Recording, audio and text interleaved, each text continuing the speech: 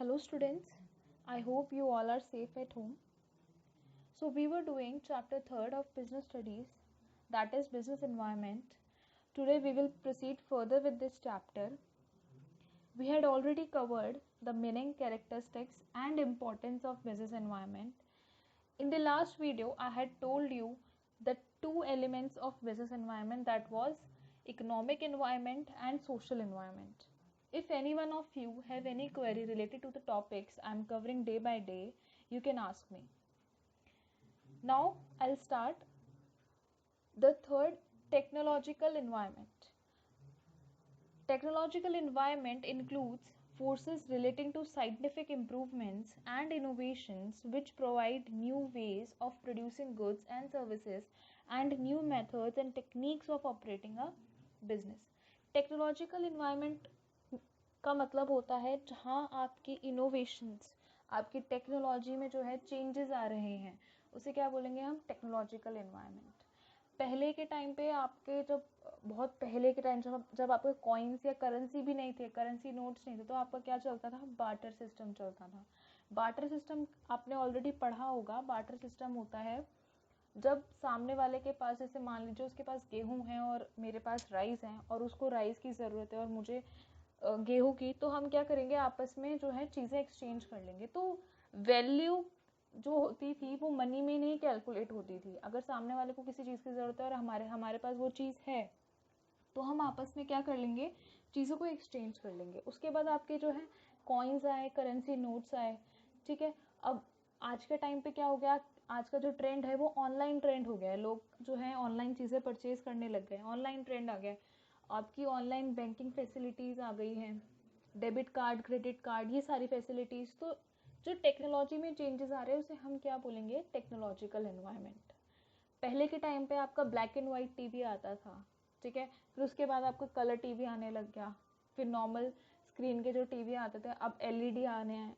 ठीक है. तो ऐसे ऐसे जो टेक्नोलॉजिकल चेंजेस आ रहे हैं उसे हम कहाँ कवर करेंगे, टेक्नोलॉजिकल एनवायरनमेंट में. नेक्स्ट आएगा आपका political environment. Political environment includes political conditions such as general stability and peace in the country and specific attitudes that elected government representatives hold towards business. अब यहाँ पे पॉलिटिकल इन्वायरमेंट से मतलब है कि जो आपकी पॉलिटिकल पार्टीज़ होती हैं उनमें तो चेंजेस आता है ना, क्योंकि पहले जो मतलब ये होते हैं, इलेक्शन होते हैं, उसके बाद आपकी पॉलिटिकल पार्टीज़ चेंज हो जाती हैं. तो हर पॉलिटिकल पार्टी का जो काम करने का तरीका होता है वो अलग होता है. अब आज की जो गवर्नमेंट है उसका काम करने का अलग है तरीका, नरेंद्र मोदी का जो काम करने का तरीका है वो अलग है, और बाकी जो पहले के हमारे प्राइम मिनिस्टर्स रह चुके हैं उनका काम करने का तरीका अलग था. पहले जब हमें इंडिपेंडेंस मिली थी उस टाइम पे 1977 के अराउंड हमारी एक जनता गवर्नमेंट आई थी और उन्होंने ये रूल्स बनाए थे कि बाहर की जो एमएनसीज कंपनीज़ हैं, जो बाहर की कंपनीज़ हैं, वो इंडिया में नहीं आएंगी. उनके लिए बिल्कुल रिस्ट्रिक्शंस लगा दिए गए थे. वो क्यों लगाए थे, ताकि दोबारा से बाहर के लोग इंडिया में आके हम पे रूल ना करें. तो ऐसे रिस्ट्रिक्शंस और ऐसे रूल्स एंड रेगुलेशंस जो पॉलिटिकल पार्टीज बनाती हैं, और वो कब बनाएंगी, जब वो इंडिया में रूल कर रही होंगी उस टाइम पे. ठीक है. तो ऐसी गवर्नमेंट जो होते हैं, जो रूल्स एंड रेगुलेशंस लगा देती हैं जो पॉलिटिकल पार्टीज, वो कहाँ कवर होती है, पॉलिटिकल इन्वायरमेंट में. अब आपका जो जीएसटी आया, वो जीएसटी कौन लेके आया, नरेंद्र मोदी जी लेके आए थे. ठीक है. जो हमारे माननीय नरेंद्र मोदी जी हैं प्राइम मिनिस्टर, वो लेके आए थे. तो हर गवर्नमेंट का काम करने का तरीका अलग होता है. कांग्रेस ने नहीं सोची थी जीएसटी के बारे में. ठीक है. इवन जब जीएसटी आने वाला था उस टाइम पे तो कांग्रेस भी एक तरह से अगेंस्ट में थे कि नहीं, जीएसटी नहीं आना चाहिए. पर फिर नरेंद्र मोदी जी आए और उन्होंने जो है जीएसटी इम्प्लीमेंट कराया. तो जो ये गवर्नमेंट्स का काम करने का जो तरीका होता है वो कहाँ कवर होता है, पॉलिटिकल. अब जीएसटी आया, मैंने आपको पहले क्लासेस में ही बताया था कि जीएसटी के आने से बहुत ज़्यादा चेंजेस आए हमारी इकोनॉमी में. तो उसे क्या बोलेंगे हम, पॉलिटिकल एनवायरनमेंट. जो पॉलिटिकल पार्टीज़ होती है जिनकी वजह से इन्वायरमेंट में चेंजेस आ रहे हैं, वो कहाँ आएगा, पॉलिटिकल एनवायरनमेंट. ठीक है. नेक्स्ट आएगा हमारा legal environment. Legal environment refers to the framework of laws and various legislation within which business transactions are to take place. Legal environment आपका मतलब होता है law, ठीक है. लीगल मतलब लॉ. तो आपके जो लॉज में चेंजेस आ रहे हैं, आपके कानून में जो चेंजेस आ रहे हैं, उन्हें क्या बोलेंगे हम? Legal environment. अब लॉ आपका चेंज होता रहता है, ठीक है. नए नए अमेंडमेंट्स आते रहते हैं. आर्टिकल्स जो होते हैं आपका कॉन्स्टिट्यूशन ऑफ इंडिया है ना, हमारा जो इंडिया का संविधान है, कॉन्स्टिट्यूशन ऑफ इंडिया, ये लॉन्गेस्ट कॉन्स्टिट्यूशन ऑफ इंडिया है. मतलब पूरे वर्ल्ड में सबसे ज़्यादा लॉन्गेस्ट कॉन्स्टिट्यूशन हमारे इंडिया का है, ठीक है. तो कॉन्स्टिट्यूशन ऑफ इंडिया में जो चेंजेस आएंगे वो लॉ से रिलेटेड ही है. हमारा जो इंडिया काम कर रहा है वो किसके ऊपर कर रहा है? कॉन्स्टिट्यूशन के ऊपर काम कर रहा है. उसके अंदर जो आर्टिकल्स है, उसके वो रूल्स एंड रेगुलेशंस जो हैं वो कहाँ आएंगे? हमारे लीगल एनवायरनमेंट में. बहुत सारे आर्टिकल्स जो होते हैं ऐड ऑन होते हैं, कुछ डिलीट होते हैं, ठीक है. तो ये सारी जो चीज़ें जो लॉ से रिलेटेड हैं वो हमारे लीगल एनवायरनमेंट में आती हैं. अब नेक्स्ट हम जो पढ़ने जा रहे हैं वो है new industrial policy, new economic policy. मैंने आपको शायद 11th क्लास में भी काफ़ी बार ये टॉपिक कराया था कि 1991 में हमारी गवर्नमेंट ने बहुत सारे चेंजेस आए थे. गवर्नमेंट ने हमारी कंट्री के लिए बहुत सारे चेंजेस लिए थे जब उन्होंने सिक यूनिट्स बंद करी थी और बहुत सारे ऐसी प्राइवेटाइजेशन लेके आए थे. मैंने आपको ये वाला टॉपिक बहुत बार कराया था क्लास में, ठीक है. तो वही वाला जो है थोड़ा सा हम यहाँ पे रिवाइज करने वाले हैं. तो न्यू इकोनॉमिक पॉलिसी जो है 1991, मैंने आपको बताया था कि 1991 में हमारी जो कंट्री की सिचुएशन थी उस टाइम पे बहुत बुरी सिचुएशन थी. हमारी इकोनॉमी बहुत ज़्यादा डाउन थी. तो हमारे माननीय मनमोहन सिंह जी वो क्या लेके आए थे? ग्लोबलाइजेशन, प्राइवेटाइजेशन और लिबरलाइजेशन, एलपीजी. जो एलपीजी की एक पॉलिसी है वो लेके आए थे, जिसके अंदर उन्होंने 3 चीज़ें इम्प्लीमेंट की थी: लिबरलाइजेशन, प्राइवेटाइजेशन और ग्लोबलाइजेशन, जिसकी वजह से हमारी इकोनॉमी में काफ़ी अच्छी ग्रोथ आई थी. 1991 के बाद हमारी इकोनॉमी पूरी चेंज हो गई थी. उससे पहले हमारी इकोनॉमी बिल्कुल बर्बाद थी, ठीक है. अब वो लिबरलाइजेशन, प्राइवेटाइजेशन और ग्लोबलाइजेशन क्या था वो हम पढ़ने वाले हैं. पहला है आपका liberalisation. Liberalisation means removal of unnecessary controls and restrictions on business. Liberalisation मतलब क्या होता है? जो आपने रेस्ट्रिक्शंस लगा रखी है बिजनेस के ऊपर, जो आपने अननेसेसरी कंट्रोल, मतलब जहाँ पे नेसेसिटी नहीं है फिर भी आपने उन चीज़ों को कंट्रोल कर रखा है. तो लिबरलाइजेशन मतलब होता है फ्री कर देना, बिल्कुल फ्रीडम दे देना बिजनेसेस को. जो था उस टाइम गवर्नमेंट ने क्या करा? लिबरलाइजेशन इम्प्लीमेंट करी और बिजनेसेस को बिल्कुल फ्री कर दिया कि आप जाओ और मतलब आपको जैसे काम करना है वैसे कर सकते हो. मतलब काफ़ी हद तक जो थी रेस्ट्रिक्शंस हटा दी गई थी. प्राइवेट सेक्टर के अंदर जो भी आपके रेस्ट्रिक्शंस लगा रखे थे गवर्नमेंट ने, पहले प्राइवेट सेक्टर था नहीं, सारा कुछ पब्लिक के अंडर था. पब्लिक मीन्स गवर्नमेंट के अंदर था सारा कुछ. प्राइवेट सेक्टर्स को कुछ भी नहीं दे रखा था, मतलब इंडिविजुअल्स जो थे उनके ऊपर सारी रिस्ट्रिक्शंस लगा रखी थी. तो गवर्नमेंट ने बोला कि अगर प्राइवेट सेक्टर को हम बिल्कुल भी शेयर नहीं देंगे या उनको थोड़ी सी भी फ्रीडम नहीं देंगे तो हमारी इकोनॉमी डाउन हो जाएगी. प्लस जो हमारी बाहर की एमएनसीज थी, सबसे मेन तो एमएनसीज थी, एमएनसीज के लिए बिल्कुल बंद कर रखा था कि वो इंडिया के अंदर नहीं आएंगी. तो थोड़ा बहुत लिबरलाइज करा गवर्नमेंट ने कि बाहर की अगर एमएनसीज आएंगी तो यहाँ पे फॉरेन करेंसी लेके आएंगी, फॉरेन एक्सचेंज होगा, तो ये हमारी इकोनॉमी के लिए अच्छा रहेगा. तो गवर्नमेंट ने क्या करा? लिबरलाइज कर दिया, बहुत सारी चीज़ें जो है फ्री कर दी. आपकी जो टैक्स रेट्स थे उनके ऊपर भी रिडक्शन हुई, मतलब बहुत ज़्यादा कम टैक्स रेट्स लगने लग गए. पहले बहुत ज़्यादा लगते थे, अब कम लगने लग गए. और आज के टाइम पे तो एक्सपोर्ट पे बिल्कुल ज़ीरो है, ज़ीरो रेटेड सप्लाई होती है आपकी. जीएसटी जो लगता है एक्सपोर्ट पे कम लगता है. इम्पोर्ट पे जो है, हाँ इम्पोर्ट पे आपके टैक्स रेट लगी हुई है, पर एक्सपोर्ट पे ज़ीरो रेटेड सप्लाई बोलते हैं हम एक्सपोर्ट को, ठीक है. तो पहले गवर्नमेंट ने क्या करा कि भाई सारे जो बिजनेसेस हैं उनको फ्री कर दो और उनको फ्रीडम दे दो ताकि वो इंडिया के अंदर ग्रोथ कर सके और इंडिया में जो इकोनॉमी है उसकी भी ग्रो हो सके. नेक्स्ट है privatisation. Privatisation means giving greater role to the private sector in the nation building process and a reduced role to the public sector. अब प्राइवेटाइजेशन मैंने आपको बताया था कि गवर्नमेंट ने क्या करा था, सारा जो रोल था वो किसको दे दिया? प्राइवेट सेक्टर को. मतलब 51% जो शेयर था वो किसको दे दिया? गवर्नमेंट ने प्राइवेट सेक्टर को दे दिया. गवर्नमेंट ने बोला कि आप जो है डिसइन्वेस्टमेंट करो। डिसइन्वेस्टमेंट मतलब जो सारे शेयर्स हैं पब्लिक के वो सारे किसको दे दो, प्राइवेट सेक्टर को दे दो, डिसइन्वेस्टमेंट कर दो। ठीक है, जो इन्वेस्टमेंट है आपकी, जो पब्लिक की इन्वेस्टमेंट है, मतलब जो गवर्नमेंट की इन्वेस्टमेंट है वो आप किस में कर दो, प्राइवेट सेक्टर में कर दो। और प्राइवेट सेक्टर को जो है सारा कुछ जो है आप ज़्यादा से ज़्यादा जितना भी दे सको उतना प्राइवेट सेक्टर को दे दो। अगर गवर्नमेंट के हाथ में सारा कुछ रहेगा तो गवर्नमेंट अपने ही पैसे को इकोनॉमी के अंदर घुमाई जाएगी, तो वो पैसा तो एक टाइम पे खत्म ही होगा। तो प्राइवेट सेक्टर के लिए बोला गया कि बाहर की जो एमएनसीज हैं उनको भी आने दो, और इंडिया के जो लोग हैं, जो प्राइवेट सेक्टर्स के लोग हैं, वो भी क्या कर सकते हैं, पैसा लगा सकते हैं। साथ में मैंने आपको एक चीज़ बताई थी 11th क्लास में, BIFR, board of industrial and financial reconstruction. BIFR जो था गवर्नमेंट ने सेटअप करा। ये बोर्ड क्या करता था, जो आपकी पब्लिक सेक्टर अंडरटेकिंग्स थी जो बर्बाद हो चुकी थी, ठीक है, जिनके अंदर थोड़ी बहुत पोटेंशियलिटी थी कि हाँ हम इनको रिवाइव कर सकते हैं, ताकि ये दोबारा से जो है ये पब्लिक सेक्टर अंडरटेकिंग्स दोबारा से काम कर सकते हैं। अगर उनके अंदर थोड़ी सी भी पोटेंशियलिटी थी तो बोर्ड जो बनाया ये BIFR वो क्या करता था, इनको दोबारा से रिकंस्ट्रक्ट करता था और इन्हें दोबारा से रिस्ट्रक्चर करके इनसे काम करवाता था। ठीक है, ये हमारा प्राइवेटाइजेशन था। नेक्स्ट है हमारा globalisation. Globalisation means integrating the various economies of the world leading towards the emergence of a cohesive global economy.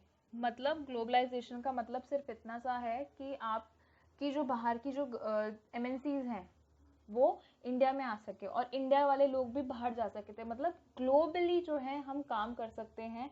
ऐसा नहीं है कि आपको बस इंडिया के अंदर ही काम करने की परमिशन मिली हुई थी, वो तो 1991 से पहले था, फिर 1991 के बाद ग्लोबलाइजेशन कर दिया कि बाहर के लोग भी जो है इंडिया में आके क्या कर सकते हैं, इन्वेस्ट कर सकते हैं।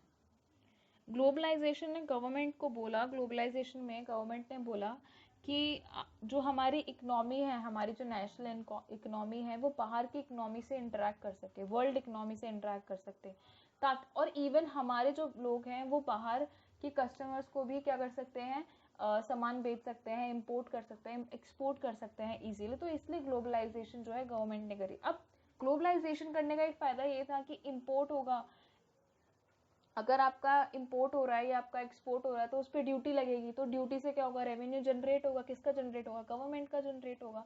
तो ग्लोबलाइजेशन से गवर्नमेंट का बस इतना सा मतलब था कि आपकी जो इकोनॉमी है वो बाहर की इकोनॉमी से इंटरेक्ट करे, वर्ल्ड की इकोनॉमी से इंटरेक्ट करे, वरना तो वो लोग आगे निकल जाएंगे, जो बाहर के कंट्रीज है वो आगे निकल जाएगी और इंडिया क्या रह जाएगा, अंडर डेवलप रह जाएगा, बिल्कुल भी डेवलप नहीं होगा। ठीक है, नेक्स्ट आ रहा है हमारा topic, impact of economic reforms on the business. अब ये जो इकोनॉमिक रिफॉर्म्स आई, ये LPG जो मैंने अभी आपको बताया, लिबरलाइजेशन, प्राइवेटाइजेशन और ग्लोबलाइजेशन, इन रिफॉर्म्स का क्या इफेक्ट पड़ा बिजनेस के ऊपर। पहला है इंक्रीजिंग कंपटीशन। कंपटीशन जो था वो बहुत ज़्यादा इंक्रीज हो गया। ऑब्वियस ही बात है इंक्रीज होगा, जब आपकी बाहर की MNCs इंडिया में आएंगी तो जो इंडियन कंपनीज है उनके लिए तो कंपटीशन इंक्रीज ही होगा। तो उस कंपटीशन को स्कैन करना कि हाँ हमारे इन्वायरमेंट में ये चेंजेस आ रहे हैं और हमें वो अडॉप्ट करने पड़ेंगे, वरना अगर बाहर की MNCs आएंगी तो हम उनसे कॉम्पीट नहीं कर पाएंगे। नेक्स्ट है मोर डिमांडिंग कस्टमर्स।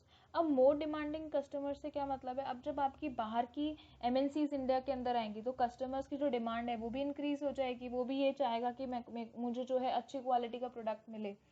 ठीक है, तो यहाँ पे जो कस्टमर्स हो गए थे वो बहुत ज़्यादा डिमांडिंग हो गए थे प्रोडक्ट्स को लेके। कस्टमर, आज का जो कस्टमर है वो बहुत ज़्यादा क्या हो गया है, समझदार हो चुका है, वेल इन्फॉर्म्ड हो चुका है। इवन कस्टमर के लिए क्या बन गई है, एक अलग से कंज्यूमर प्रोटेक्शन एक्ट बन गया है जो हमारी गवर्नमेंट ने बना रखा है। तो आज का जो कस्टमर है वो बहुत ज़्यादा वेल इन्फॉर्म्ड है। तो यहाँ पे क्या बोला, जो जैसे कि बाहर का हमारी कंपटीशन हमारे लिए इंक्रीज हुआ, बाहर की कंपनीज यहाँ पे इंडिया में आई, तो उससे क्या हुआ, जो हमारे कस्टमर्स थे उन्होंने भी डिमांड करना शुरू कर दिया कि भाई हमें अच्छे क्वालिटी के प्रोडक्ट्स चाहिए, हम मतलब कम प्राइस पे अच्छी चीज़ें चाहते हैं। ठीक है, अब जैसे मान लीजिए चाइना के साथ तो सबसे ज़्यादा कंपटीशन था इंडिया का। चाइना ने क्या करा था, ये सामान सेल आउट करने शुरू कर दिए थे, सस्ते सस्ते सामान, और जो लोग थे वो क्या करने लग गए थे, चाइना का सामान ज़्यादा भी जो थे परचेज करने लग गए थे।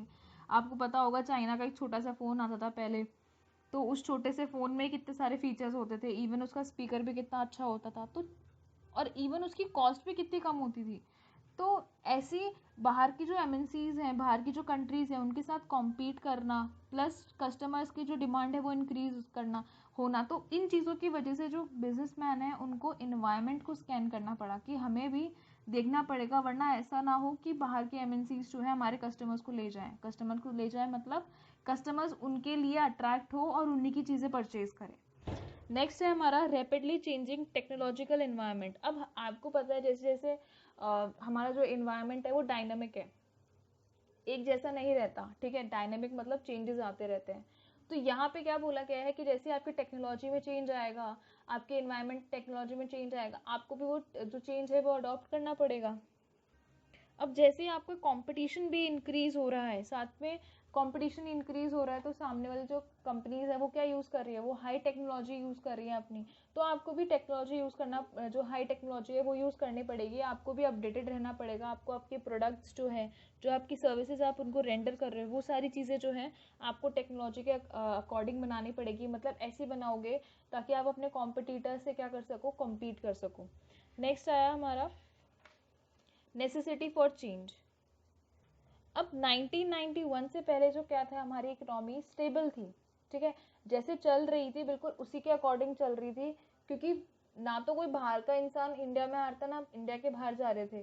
तो नेसेसिटी क्या थी, नेसेसिटी फॉर चेंज में क्या आया कि पहले जब इकोनॉमी हमारी बिल्कुल ऐसे थी 1991 से पहले बिल्कुल स्टेबल थी, कोई चेंजेस नहीं थे, तो जो पॉलिसीज या प्लान्स जो गवर्नमेंट बनाती थी वो बहुत लॉन्गर टाइम तक चल जाता था, क्योंकि बाहर से कोई लोग आ ही नहीं रहे, एमएनसीज नहीं है, कोई कंपटीशन नहीं है, कोई कुछ नहीं है, हमें अपने साथ ही काम करना है। जब हमें पता है हमें अपने साथ ही काम करना है, तो रूल्स एंड रेगुलेशंस हम बार बार क्यों चेंज करेंगे।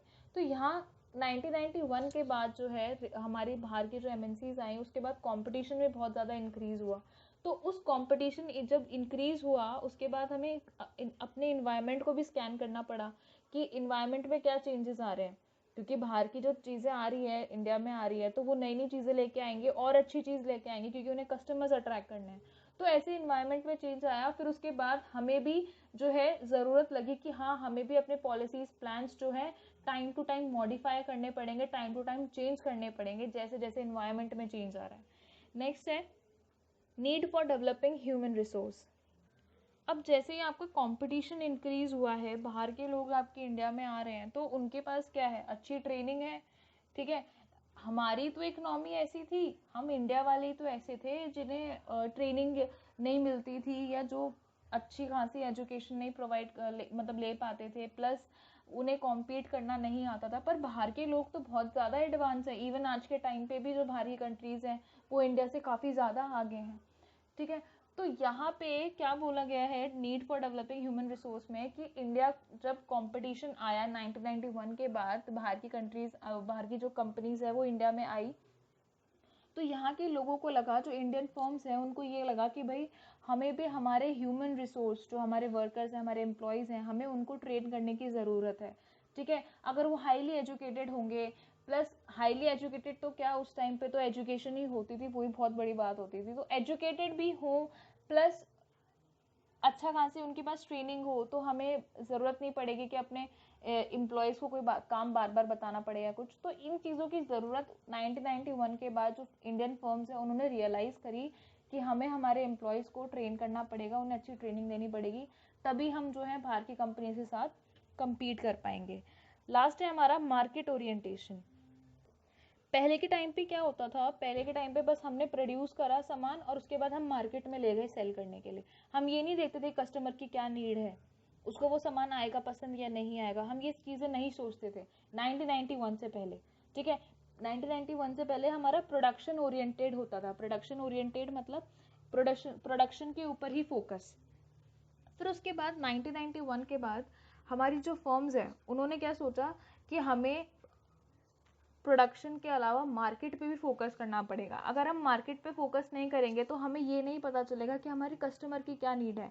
और आज के टाइम पे मार्केटिंग तो बहुत ज़्यादा इंपॉर्टेंट हो गई है। मार्केटिंग इवन आपके ऑर्गेनाइजेशन में एक अलग से डिपार्टमेंट बना हुआ रहता है मार्केटिंग का, जो क्या करते हैं, बाहर की जो इन्फॉर्मेशन होते हैं वो ऑर्गेनाइजेशन में लेके आते हैं। तो मार्केटिंग एक ही पूरा चैप्टर है आपका, अच्छा खासा बड़ा, एक 12th क्लास में जो हम आगे जाके पढ़ेंगे, सबसे बड़ा और लेंदी चैप्टर आपका मार्केटिंग है, पर वो बहुत ज़्यादा ईजी है।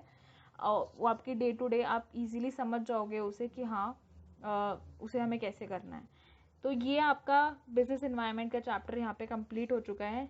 अगर आपको कोई भी प्रॉब्लम आई है किसी भी टॉपिक में तो आप पूछ सकते हैं। प्लस एक इम्पॉर्टेंट बात जो मुझे आप लोगों को बतानी थी वो ये कि मेरे पास जो बुक है, ठीक है, हो सकता है आपने बुक परचेज कर ली हो, आपको पूनम गांधी परचेज करनी है। मैं पूनम गांधी के लिए इसलिए बोल रही हूँ क्योंकि पूनम गांधी की जो लैंग्वेज है वो ईजी है एज कम्पेयर टू एनसीईआरटी। हम एनसीईआरटी ही फॉलो करेंगे। पूनम गांधी को फॉलो कराने के लिए मेरे पास 2 रीज़न थे। पहला तो ये कि पूनम गांधी की लैंग्वेज ईजी है, दूसरा ये कि उसके अंदर केस स्टडीज़ हैं जो आपकी एनसीईआरटी के अंदर नहीं है। और केस स्टडीज़ बहुत ज़्यादा आती हैं आपके एग्जाम्स में, और मैं आपको ऑलरेडी बोल चुकी हूँ कि केस स्टडी के लिए मैं एक अलग से वीडियो बनाऊंगी, ठीक है। फिर भी अगर आप लोगों को कोई भी प्रॉब्लम है तो आप मुझसे पूछ सकते हैं। दूसरी चीज़ जो मैं आपको बताने वाली थी कि मेरे पास जो बुक है मैं उसके अकॉर्डिंग पढ़ा रही हूँ। आपके पास अगर पूनम गांधी है या एनसीईआरटी है या 12th क्लास की कोई भी रिफ्रेशर है तो आप उससे इजीली पढ़ सकते हो। पॉइंट्स बिल्कुल सेम वही रहते हैं, समझा मैं रही हूँ, आपको समझ में आ जाएगा अगर आप उसे पढ़ोगे तो। लैंग्वेज चेंज हो सकती है, ठीक है, पर क्रक्स जो है उस चीज़ का वो ही निकलेगा। फिर भी अगर कोई प्रॉब्लम आ रही है आप लोगों को तो you all are free to ask. Thank you so much.